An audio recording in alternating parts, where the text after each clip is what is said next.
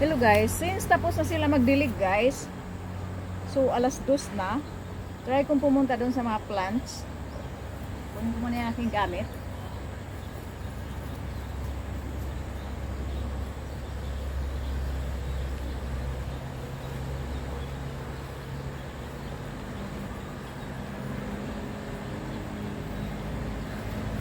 May mga ibak dito guys. So, iharap ko doon ang ano. So, tingin-tingin kasi may mga ibak. Punta ko doon sa may mga plants.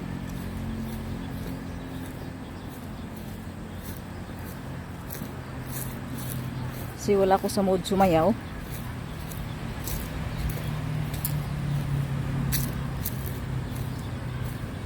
Ang ganda ng mga rose. Basang-basa lang talaga siya guys. Kasi nga nagdidilig. Ganda ng rose. Ayan. Namamatay na itong ano kasi old na itong ano. Ayan, itong sunflower.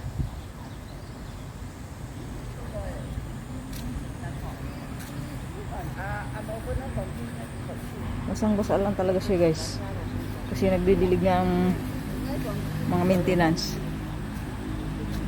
Oh, basang-basa.